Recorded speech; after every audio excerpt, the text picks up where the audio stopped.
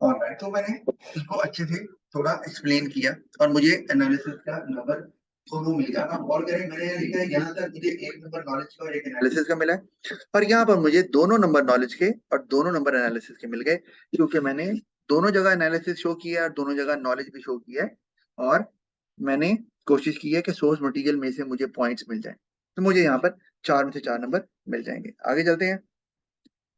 आगे सवाल क्या है जी हमारे पास, ई पार्ट। वो क्या है जी, draw a demand and supply diagram to show the effect of a ban on burning stubble on the market for rice. अच्छा, अब ये कि अगर स्टबल बर्निंग पे बैन लग जाए, लिखा नहीं हुआ सोर्स मटेरियल में, लेकिन उन्होंने हमें स्टेटमेंट तो दे दी ना, अगर अगर स्टबल बर्निंग पे बैन लग जाए तो डिमांड सप्लाई डायग्राम से दिखाएं कि मार्केट जो राइस की है उस पर क्या इम्पैक्ट होगा। तो हमें डिमांड सप्लाई की डायग्राम बनानी है। होगा क्या, अगर हम वैसे बात करें, किस पे इम्पैक्ट आएगा, डिमांड पे कि सप्लाई पे, जरा बताओ ये मुझे। सप्लाई। सप्लाई पे, वेरी गुड। सप्लाई हो जाएगी कम, और चूंकि एक नॉन प्राइस फैक्टर है तो सप्लाई कर्व लेफ्ट पे शिफ्ट कर जाएगा। तो इसी तरह मैंने डायग्राम बनाई, यहाँ पर आप गौर करें तो आपको नजर आ रहा है, मैंने डिमांड सप्लाई की पहले डायग्राम बनाई। D1 is the original demand curve, S1 is the original supply curve, और फिर मैंने सप्लाई कर्व को लेफ्ट साइड पे शिफ्ट करके नया सप्लाई कर्व बना दिया S2, और आप देख रहे हैं उससे प्राइस बढ़ रही है और क्वांटिटी जो है वो कम हो रही है। और मैंने, अच्छा, अब अगर आपको इस तरह का सवाल आता है, और ये कितने नंबर का सवाल है, ये है सवाल सिर्फ 4 नंबर का, तो 4 नंबर में तो अगर आप एक्सप्लेन ना भी करें तब भी आपको 4 नंबर मिल जाएंगे, लेकिन नॉर्मली ये सेक्शन बी में 6 नंबर का भी आ जाता है, तो उसमें मैं बच्चों को बताता हूँ कि 4 नंबर डायग्राम के हैं, 6 नंबर एक्सप्लेनेशन, 2 नंबर एक्सप्लेनेशन के हैं। यहाँ पर मैंने सिर्फ दिखाने के लिए आपको बताया है, लेकिन बेहतर फिर भी है कि आप एक्सप्लेन कर दें। यहाँ पे फिर भी बेहतर है कि एक्सप्लेन यहाँ पर भी कर दें, चाहे 4 नंबर ही क्यों ना हो। मैंने वैसे लिखा है, आप देख रहे हो कि 4 डायग्राम के नंबर मिल जाएंगे, एक्सप्लेनेशन के 2 नंबर होते हैं अगर 6 नंबर का क्वेश्चन हो, तो यहाँ नहीं है। ठीक है, तो मैं यहाँ पर एक्सप्लेनेशन जो है वो मैंने फिर भी आपको कहा कि बेहतर है कि लिखे, तो मैं लिखता हूँ 4 marks for the diagram and explanation, ऐसे कर सकता हूँ ना। 6 नंबर का जब क्वेश्चन आता है उसमें ये होता है 4 मार्क्स डायग्राम के, 2 एक्सप्लेनेशन के, लेकिन वो सेक्शन बी में आता है। तो यहाँ पर एंड एक्सप्लेनेशन। अच्छा, एक्सप्लेनेशन मैंने क्या किया जी, कि a ban is a non-price factor that will shift supply curve to the left side as land won't be cleared to produce rice। जारी बात है, तो उससे अब लैंड क्लियर नहीं होगा, जारी बात है। As a result, price would rise, making rice expensive, leading to lower demand for rice।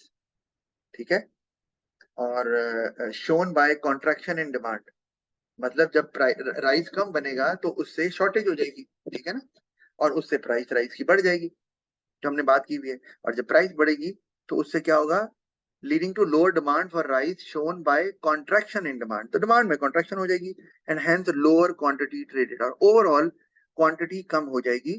Quantity traded का मतलब है डिमांड सप्लाई दोनों, डिमांड भी कम हो जाएगी, सप्लाई भी।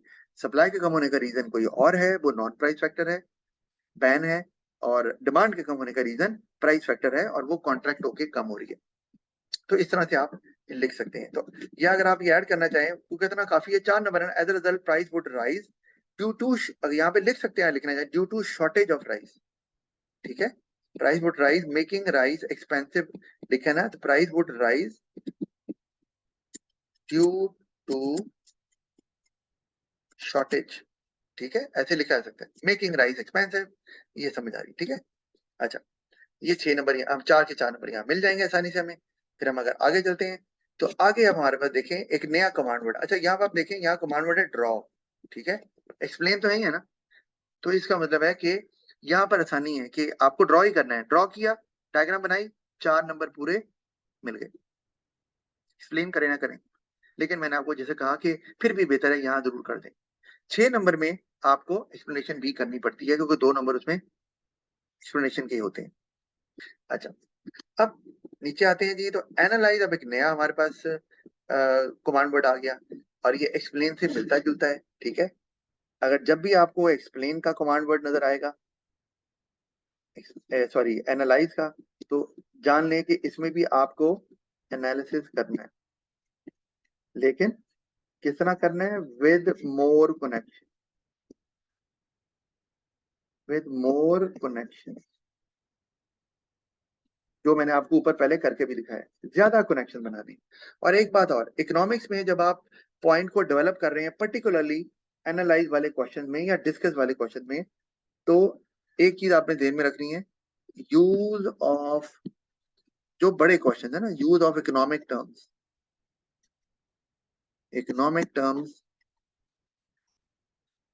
Is very important. अब यूज ऑफ इकोनॉमिक टर्म्स क्या है, जैसे inflation, unemployment, balance of payment, current account, ठीक है, जीडीपी, एचडीआई, नेशनल इनकम वगैरह वगैरह, ठीक है। तो ये इस्तेमाल जरूर करें। ये ना नजर आए कि एक ले मैन आंसर दे रहा है, पता चले कि इकोनॉमिक्स का स्टूडेंट आंसर दे रहा है, who knows various concepts of economics and how they are relevant with the answer of the question. Analyze the relationship between countries GDP per head ranking and HDI ranking. आ गया ना सवाल? ये है सवाल इस तरह का, यानी कि यही सवाल तो नहीं, लेकिन इसी तरह का सवाल पेपर में आपको आने आने पक्का। तो इसका एक तरीका है, नंबर कितने हैं आप देख रहे हैं, 5 नंबर। अब इसमें आपके सर इसमें कैसे नंबर मिलेंगे, वो एनालिसिस के नॉलेज के, इसमें आपने एक फार्मूला ज़हन में रखना है, जो मैं बता रहा हूँ आपको ना, एक मेथड। जब भी इस तरह का सवाल है, एनालाइज है ऑफ कोर्स, एक्सप्लेन तो करना है आपको, लेकिन किन चीजों को ज़हन में रखना है आपने एनालाइज करते हुए, वो आप देखें। एक, आपको पहले तो रिलेशनशिप एस्टेब्लिश करना है कि जीडीपी पर हेड में और HDI ranking, GDP per head और एचडीआई में क्या रिलेशनशिप है। वो हमने ऊपर देखा भी, वो पॉजिटिव हमें नजर आ रहा था, ठीक है। अच्छा, वो रिलेशनशिप क्यों है, क्या रिलेशनशिप है, पॉजिटिव है कि नेगेटिव है, वो क्यों है, आपको वो डेवलप करना है कि ऐसा क्यों हो रहा है, पॉजिटिव है तो पॉजिटिव क्यों है। फिर और आपको उसमें एविडेंस मेंशन करने हैं फ्रॉम द टेबल, खाली कहना नहीं है कि पॉजिटिव है और इसलिए, आपको कंट्री का नाम लेके कंट्री की वैल्यू मेंशन करनी है कि ये इतनी है और ये नंबर 1 पे है, ये और ये जी आखिर में है, तो और इसलिए ये लास्ट में जा रहा है क्योंकि इसका जीडीपी पर हेड भी कम है। तो आपको एविडेंस लेने हैं सोर्स मटेरियल में से अपनी बात को प्रूफ करने के लिए, जो रिलेशनशिप आपने स्टैब्लिश किया। फिर क्या करना है आपको, फिर आपको एक्सेप्शन को ढूंढना है, एक्सेप्शन को मेंशन करना है और बताना है कि यहाँ पर इस केस में ये रिलेशनशिप जो है ना वो स्टैब्लिश नहीं हो रहा। ये बातें तो जरूर करनी है। अब मैं आपको, और बेहतर है 2 एविडेंसेस ले लें रिलेशनशिप स्टैब्लिश करते हुए, एक हाईएस्ट वैल्यू या सेकंड हाईएस्ट, जो भी मैच कर रही है, हो सकता है हाईएस्ट वैल्यू में ही एक्सेप्शन हो, तो वो तो आप नहीं ले सकते, फिर आपको सेकंड हाईएस्ट लेनी पड़ेगी। कोशिश करेंगे पहले हाईएस्ट और लोएस्ट को देख लें, जो आपको नो एक्सट्रीम्स है ना, तो देखने अगर रिलेशनशिप में फिट बैठती हैं जो स्टैब्लिश किया आपने, तो वो यूज कर लें, अदरवाइज फिर आपको सेकंड हाईएस्ट या सेकंड लोएस्ट वैल्यूज को यूज करना पड़ जाएगा। अच्छा, आंसर देखिए मैंने क्या लिखा है, ये देखें मैंने क्या लिखा है, expected relationship between GDP per head ranking and HDI ranking is that both have a positive relationship, मैंने ये कह दी, ठीक है, बात ये कर दी। अब आगे डेवलप करना है मैंने। अच्छा, वो क्या, एक बात जो जरूरी होना जरूरी है कि पहले आपको बताना है रिलेशनशिप क्या स्टैब्लिश कर रहे हैं, वो पॉजिटिव कर दिया। अब दूसरा क्या पॉइंट आ गया, मैंने 4 कलर किए हुए आपको नजर आ रहा है, ये 4 चीजें आपने इस तरह के सवाल में मेंशन करनी है, वरना 5 में से 5 नहीं मिलेंगे, इसलिए मैंने डिफरेंट कलर किए। ये कलर इसलिए नहीं है कि ये नॉलेज है तो ये एनालिसिस है, नो, ये है कि आपको ये 4 चीजें मेंशन करनी है, डेवलप तो आपको करना ही है, एनालाइज वाला क्वेश्चन है, सारी बात है। The reason is that higher GDP per head means people have high incomes to meet their education and medical और health care expenditures leading to higher life expectancy and literacy rate, मैंने reason दे दिया। ठीक है, HDI से आप ये कर सकते हैं, जब आप ये दोनों काम कर सकते हैं, तो ये तो एचडीआई के इंडिकेटर है। As a result HDI also increases as it includes all 3 economic indicators, यानी कि जीडीपी पर हेड भी होता है इसमें, लाइफ एक्सपेक्टेंसी भी होती है और लिटरेसी रेट भी होता है, जिसे ईयर्स ऑफ स्कूलिंग बोलते हैं। ठीक हो गई बात ये।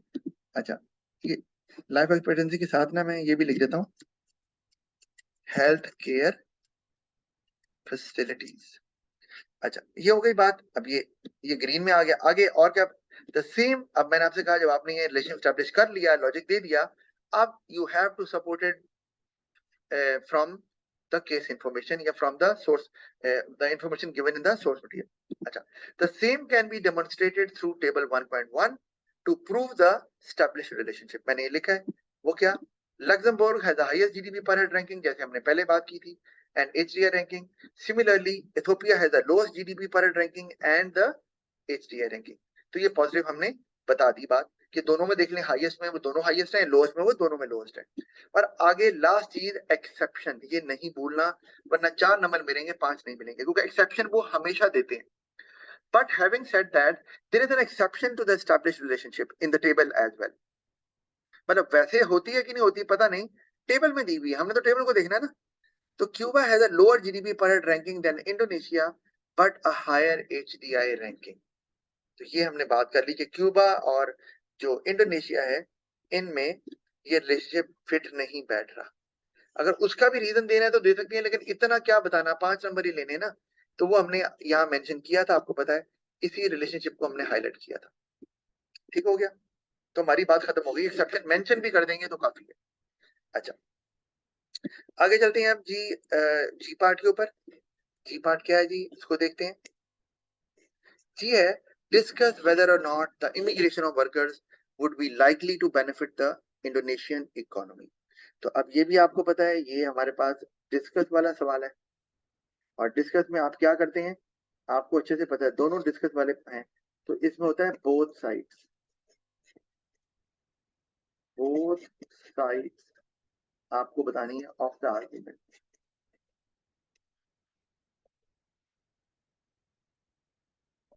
ठीक है, ये आपको बतानी होती है, आपको पता है पहले से ये। और इसके अंदर अगर मैं बात करूं कि मार्क्स कैसे मिलते हैं, तो इसमें आपको एक मिनट, ये ना मैं सवाल भी निकाल लूं। एफ जी, एफ हो गया और जी और एच ही रह गए। चलो, और यहाँ पे आ गए। इसमें नंबर कैसे मिलने हैं, 2 नंबर नॉलेज के और 4 नंबर एनालिसिस। अच्छा, अब ये 6 नंबर का क्वेश्चन है, ठीक है। 6 नंबर का है, तो इसका मतलब है पॉइंट कितने लिखने, सवाल ये। और आपको पता है 6 नंबर में 2 पॉइंट सफिशिएंट है, लेकिन एक पॉइंट एक साइड का को एक साइड ऑफ द आर्गुमेंट को बताए, और दूसरा पॉइंट दूसरी साइड ऑफ द आर्गुमेंट के बारे में बताए। और आपने उसको अच्छे से डेवलप करना है, क्यों, क्योंकि नॉलेज आपने शो कर दिया दोनों में, तो नंबर मिल गए।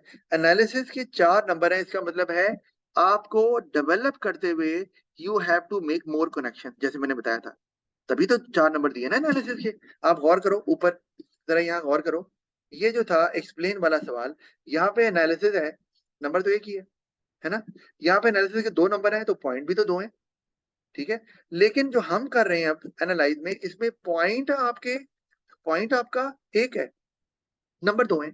और अगर 2 पॉइंट लिखेंगे तो 4 नंबर मिलेंगे एनालिसिस के। तो इसका मतलब है, और ये डिस्कस वाला सवाल है, एनालाइज में भी ऐसे ही करते हैं, तो 4 नंबर आपको एनालिसिस के इस तरह नहीं मिलेंगे कि पॉइंट ज्यादा लिख दिए। अक्सर बच्चे ये करते हैं गलत, पॉइंट ज्यादा लिखने से तो नॉलेज के नंबर मिलते हैं, तो नॉलेज के तो नंबर ही 2 हैं। आप पॉइंट 2 लिखो, 4 लिखो, 6 लिखो, नंबर 2 से ज्यादा नहीं मिलने वाले, जब तक आप एक पॉइंट को पकड़ के 2 या 2 से ज्यादा कनेक्शन नहीं बनाते उस पॉइंट।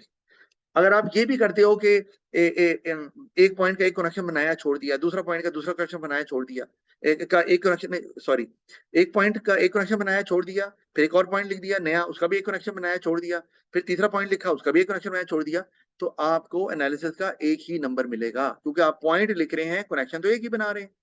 तो वो इनको कंसिडर नहीं करेगा कि अलग अलग पॉइंट में आपने एक एक कनेक्शन बनाया हुआ है, तो आपको एनालिसिस के पूरे नंबर देते नहीं देगा। आपको एक ही पॉइंट जो आप नॉलेज का शो करेंगे, उसी को डेवलप करना है अच्छे से, ज्यादा कनेक्शन बनाना है, तभी नंबर मिलेंगे एनालिसिस के। अच्छा, अब देख लेते हैं कि whether not the immigration of workers, यानी कि would be likely to benefit, अगर वर्कर्स, अब इमिग्रेशन ऑफ वर्कर्स क्या, वर्कर जो आ रहे हैं, आई से है ना, क्या वो इंडोनेशियन इकोनॉमी को बेनिफिट करेगा, तो हमने बेनिफिट इंडोनेशियन इकोनॉमी को बताना है। ये भी सवाल पढ़ते हुए गौर करना है। एक चीज अक्सर बच्चे कंफ्यूज हो जाते हैं कि इम्पैक्ट किस पे शो करना है। वो कहता है, बाद का कंज्यूमर्स की बात करता है, बाद का वर्कर्स की बात करता है, बाद का इकोनॉमी की बात करता है। तो ये जहन में रखना है, सवाल को अच्छे से पढ़ना है कि इम्पैक्ट किस पे शो करना है। तो बाद का बच्चे ये नहीं देखते और बेनिफिट तो लिख देते हैं, वो बेनिफिट तो वैलिड होता है, लेकिन वो सवाल की स्टेटमेंट को एड्रेस नहीं कर रहा होता। तो ये आपने जरूर देखना। तो इंडोनेशियन इकोनॉमी पे आपने बताना है कि बेनिफिट होगा कि नहीं होगा इमिग्रेशन ऑफ वर्कर्स का। तो हम देखते हैं कि मैंने क्या लिखा है। पहले मैंने क्या लिखा, workers immigrating to Indonesia might be beneficial as they might be more skilled. मैंने ये नॉलेज पॉइंट शो किया, क्या हो सकता है वो स्किल्ड हो, एक पॉइंट शो कर दिया मैंने। क्यों फायदा होगा, क्योंकि वो स्किल्ड है। अब अच्छा, स्किल्ड है तो स्किल्ड होने से अभी तक मैंने इम्पैक्ट तो नहीं दिखाया। जब तक मैं इंडोनेशियन इकोनॉमी पे इम्पैक्ट नहीं दिखाऊंगा स्किल्ड वर्कर का, मुझे एक भी नंबर एनालिसिस का नहीं मिलेगा। तो मुझे रेड में नॉलेज का नंबर तो एक मिल गया। आगे देखो, as a result productivity would increase leading to higher GDP. ये एक कनेक्शन आ गया, कनेक्शन नंबर 1। ठीक है, मैं लिख भी देता हूँ यहाँ पर, कनेक्शन 1। ठीक है, हेंस मोर गुड्स। अच्छा, और आपको ज्यादा कनेक्शन बनाने के लिए आप यूज किया करें connectives, connect ज्यादा कनेक्शन के लिए connectives, hence as a result consequently so that's why। समझ आ रही है? तो इस तरह से पता चले कि you are into developing your point and you are making more connection, तो एग्जामिनर नंबर देता है। अच्छा, hence more goods would be available to satisfy people's needs and wants leading to higher living standard। ठीक है, तो ये मैंने connection बना दिए 2 से 3। एक एज ए रिजल्ट, देखो कनेक्शन बनाया तो वो लिखा, फिर हेंस का वर्ड मैंने इस्तेमाल किया, उसके बाद लीडिंग टू पे चला गया।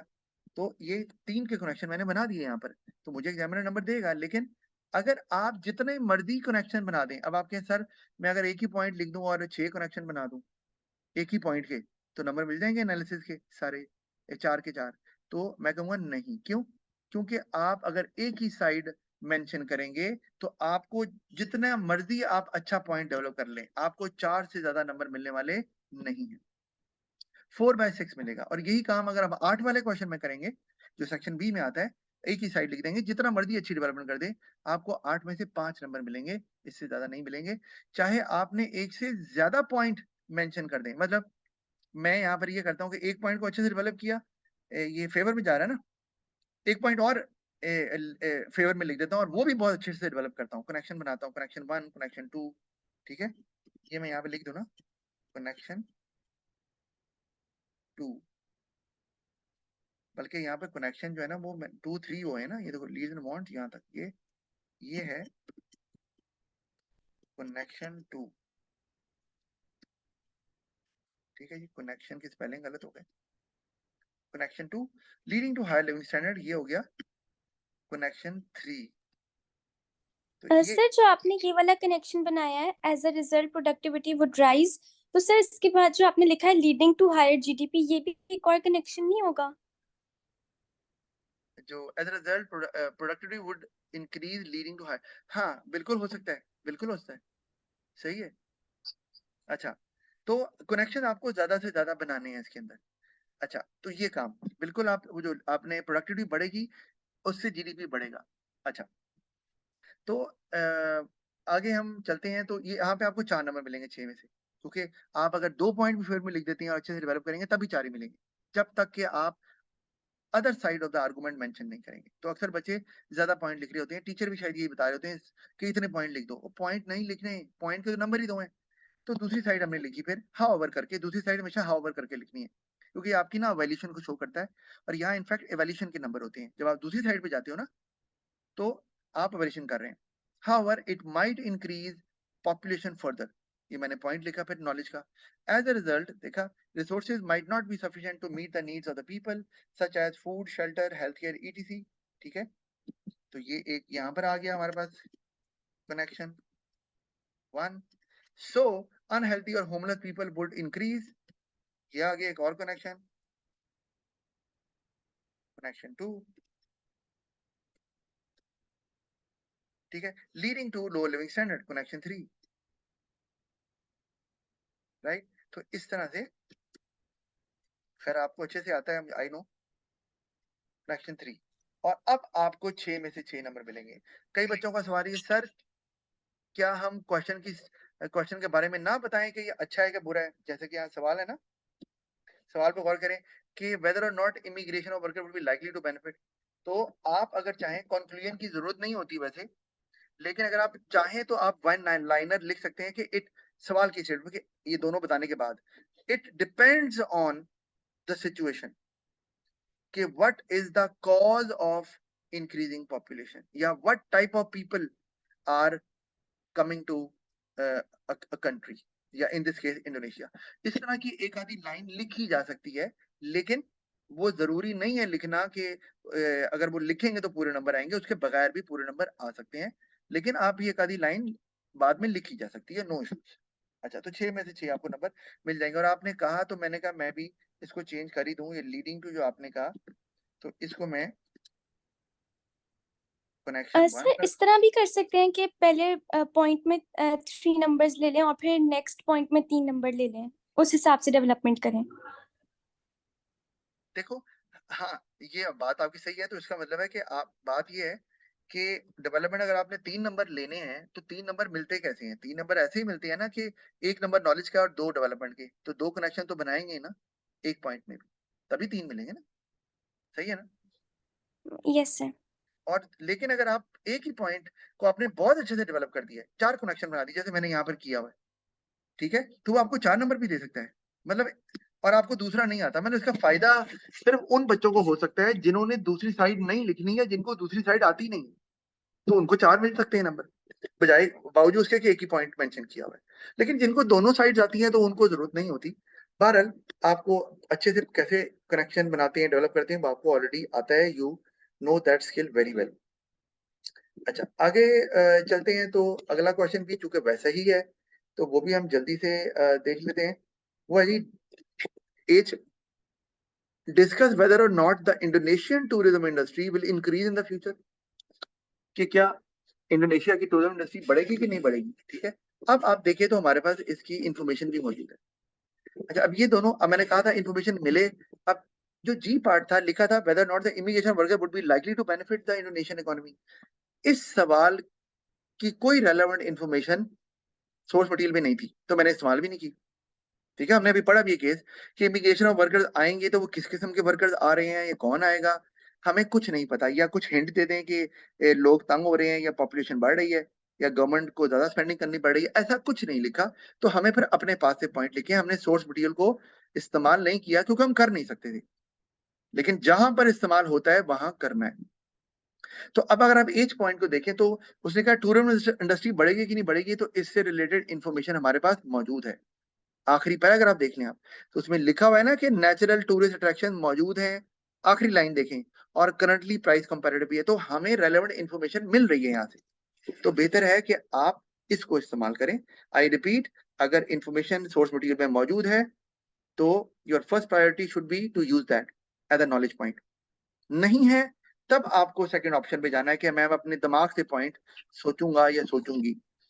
अ, और वो जी में हमें नहीं मिला, नहीं मिला तो कोई बात नहीं, जी एज में नॉर्मली ऐसे होता है, ठीक है ना, एज में मिल जाता है। अब देखते हैं, मैं पढ़ता हूँ क्या। अब देखो, ये भी वही है, 2 नंबर नॉलेज के और 4 एनालिसिस के। इनफैक्ट मैंने एनालिसिस बोलता हूँ, होती ये वैल्यूएशन असल में। ठीक है, ये दूसरा है ना, ये दूसरा वाला पैराग्राफ है, ये एक्चुअली हमें वैल्यूएशन करते हैं दूसरी साइड पे जब जाते हैं। ठीक है, लेकिन मैं इसको एनालिसिस बोल देता हूँ, आपके लिए यही आसान है और यही बेहतर है कि इस तरह इसको समझ लें। कॉम्प्लिकेटेड मैंने नहीं किया हुआ, कहना चाहे तो मैं इसको वैल्यूएशन का नाम दे सकता हूँ। ये पूरी की पूरी वैल्यूएशन ही है, नॉलेज पॉइंट शो करके। चले, मैं इसको चेंज कर ही देता हूँ ताकि आपको पता चले। नॉलेज पॉइंट शो किया और उसके बाद चूंकि मैं दूसरी साइड पे गया हूँ तो मैं इसको कलर इसका चेंज कर देता हूँ। नॉलेज पॉइंट, इसको एवोल्यूशन हम बोल सकते हैं। और 1 मिनट, हाँ, हमने डिफरेंट कलर कर दिया ना इसके अंदर, कि ये वैल्यूएशन बन गई हमारे पास। तो यहाँ पर हमें जो नंबर है वो एनालिसिस के, अच्छा ये ना, ये वैल्यूएशन है, और उसके बगैर आपको वैल्यूएशन पूरे नंबर नहीं मिल सकते, जो मैंने आपको बता दिया। ठीक है, और वैल्यूएशन में जो आपने अगर वन लाइनर देनी है एंड पे, वो भी वैल्यूएशन में ही आएगा, वो आप लिख सकते हैं अगर लिखना चाहें तो। अच्छा, सर अगर सोर्स मटेरियल में जो पॉइंट दिया हुआ है उसकी डेवलपमेंट नहीं आ रही, तो हम अगर अपने से कोई पॉइंट लिखेंगे तो उसके नंबर नहीं मिलेंगे फिर? नहीं, बिल्कुल मिलेंगे। डेवलपमेंट तो आपको अपनी ही करनी है। आपने सोर्स मटेरियल में से पॉइंट लेना है, कोई और इन्फॉर्मेशन है वो भी ले सकते हैं, अपनी डेवलपमेंट में इस्तेमाल कर सकते हैं, लेकिन डेवलपमेंट आपको अपनी ही करनी है। वो आपको सोर्स मटेरियल में बहुत कम गिवन होती है, वरना आपको कॉपी पेस्ट नहीं करना, आपको सिर्फ पॉइंट्स वहां से लेने हैं, बाकी डेवलपमेंट हमेशा खुद ही करनी है। नहीं सर, अगर जो पॉइंट उनने सोर्स मटेरियल में लिखा है उस पॉइंट के रिलेटेड कोई डेवलपमेंट नहीं समझ आ रही, तो फिर हम अपने से कोई पॉइंट लिख सकते हैं? मैं आपको यही बताना चाह रहा हूँ कि सोर्स मटेरियल में आपने जो पॉइंट उठाया है उसकी डेवलपमेंट हमेशा खुद ही करते हैं। पॉइंट आपने सोर्स मटेरियल से लिया और उसके बाद उसकी डेवलपमेंट हमने खुद ही करनी होती है, यही काम है। तो अगर केस से डेवलपमेंट में भी हेल्प मिलती है फाइन, लेकिन आपको डेवलपमेंट अपनी ही करनी होती है। आप कुछ इंफॉर्मेशन अगर डेवलपमेंट में भी हेल्प में मिल रही है तो जरूर ले लें, नहीं मिल रही तो वो तो अपनी तो करनी है। Got it? यस। अच्छा, अब मैं जल्दी इसको पढ़ता हूँ।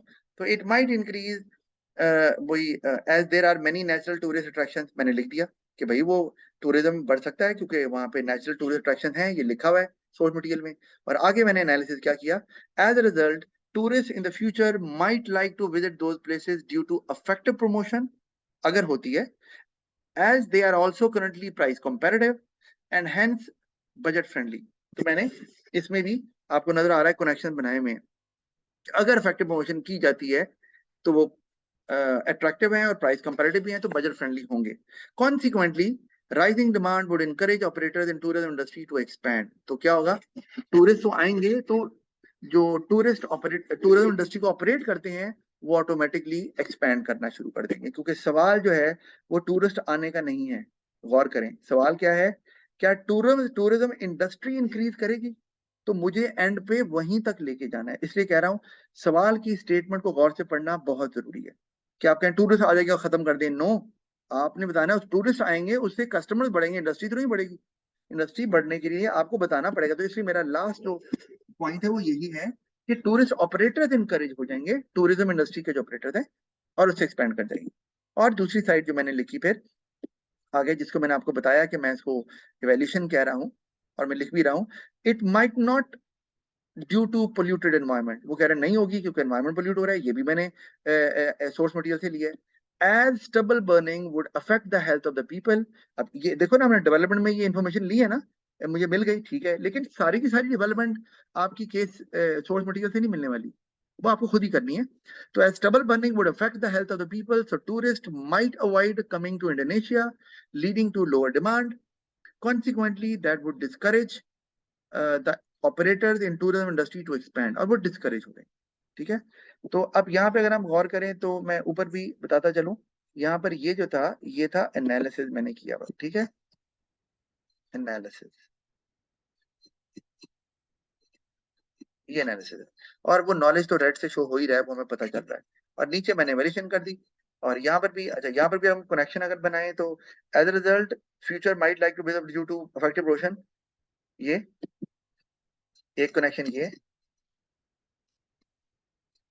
one, as they are also currently price competitive and hence budget friendly। ये एक ही को हम इसको एक ही को कर लेते हैं। रीजन देना, रीजनिंग जो है ना, यही डेवलपमेंट होती है। और कॉन्सिक्वेंटली आगे हो रहा है तो ये हमारे पास इस तरह से तीसरा कनेक्शन बन गया। ठीक है जी, इसी तरह नीचे हम तो यहाँ पे अगर एक करेंगे तो आपको सिर्फ 4/6 मिलेंगे फॉर वन साइड। और नीचे जब आप वैल्यूएशन करते हैं, मैं इसको वैल्यूएशन का नाम देता हूँ, इनफैक्ट एग्जामिनर भी देता है इसको। और इसमें फिर स्टेबल बनने का कर रहे हैं तो हेल्थ ऑफ पीपल अफेक्ट हो जाएगी, तो कनेक्शन 1 हमारे पास आ गया। और उसके बाद टूरिस्ट जो है ना वो इंडोनेशिया नहीं आएंगे, जिससे डिमांड कम हो जाएगी। ये कनेक्शन एक और आ गया यहाँ पर, और लीडिंग टू लो डिमांड, ये एक और कनेक्शन आ गया। आप कोशिश करें कि मल्टीपल कनेक्शन बनाएं, ठीक है, to be on the safe side, ये अच्छी बात होती है ना, जिस तरह के मैं बना रहा हूँ डिटेल में।